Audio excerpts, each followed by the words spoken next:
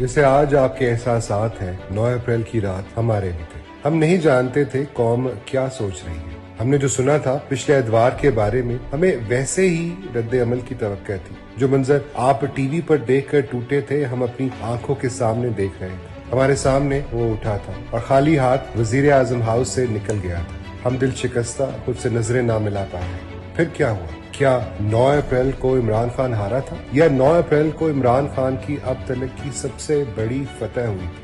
आपने लिखी थी इमरान खान की जीत की इबारत। वो यूं ही आपके हवाले अपनी जंग नहीं करके गया। वो हमेशा से जानता था कि जिस दिन अल्लाह ने आपके दिल उसकी जानिब मोड़े, दुनिया की कोई ताकत उसको शिकस्त नहीं दे सकेगी। उसकी जंग कभी भी इक़्तिदार के लिए नहीं थी। उसकी जंग इक़्तिदार की होती तो वो 5 महीने से एक तंग और तारीख काल कोठरी में अपने तकवे की ढाल तले ना बैठा होता। उसकी जंग महज ताकत के हसूल की होती तो वो गोलियां खाकर मुस्कुराते हुए आपका हौसला न बहालता। उसकी जंग वजीर आजम की कुर्सी के लिए होती तो उस कुर्सी को दवाम देने वाले सारे मोहरे उसकी आंखों के सामने 9 अप्रैल को सजने वाली बसात पर पड़े थे और एक अरसे तक पड़े रहे। उसकी जंग का मकसद हमेशा से आपको एक अजीम कौम बनाना था। वो जिस दिन दुनिया के सामने खड़े होकर ला इलाहा इल्लल्लाह कह रहा था, उसी मंबर पर खड़े खड़े उसके पैरों से सांप लिपटने लगे थे। फिर भी उसकी ललकार सुस्त नहीं पड़ी।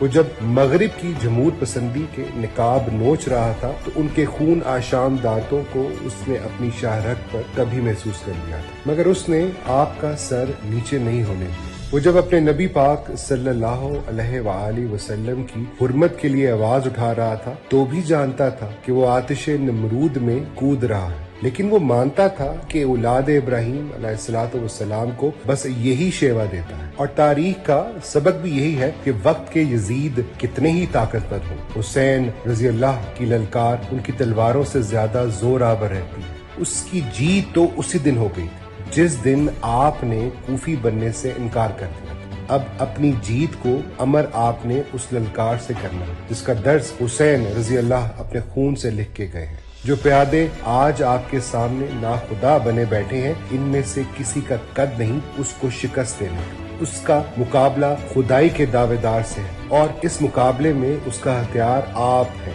खल्के खुदा। जहां अभी तक आपके कदम नहीं डगमगाए, वैसे ही अब आपकी आवाज नहीं कमजोर पड़नी चाहिए। गली मोहल्ले चौक चौराहे में आपकी ललकार गूंजनी चाहिए। हर दीवार हर मकान हर चौराहे पे आपकी पुकार नश्र होनी चाहिए। ये हम पर उस आदमी का कर्ज है जिसने तख्तो ताज ठुकराए, हमारा सौदा नहीं किया, जिसने खंजर सहे तीर खाए, हम पर आंच नहीं आने, जिसने खुद को ताराज कर दिया हमारी नस्लों की आबादी की खातिर, जो कश्मीर से लेकर फलस्तीन और अफगानिस्तान तक के मजलूमों की आवाज बना, जो हर उस मुसलमान की आवाज बना कि जिसके लिए उसके अमन व आशनी के मजहब को तोहमत बना दिया गया था। याद रखें, हम उसकी जंग में अल्लाह के भरोसे उतरे हैं, अपने ईमान के सहारे डटे रहे हैं और अब अपने अबा की मेरास को अपने सीनों में समोकर इसे लड़ेंगे।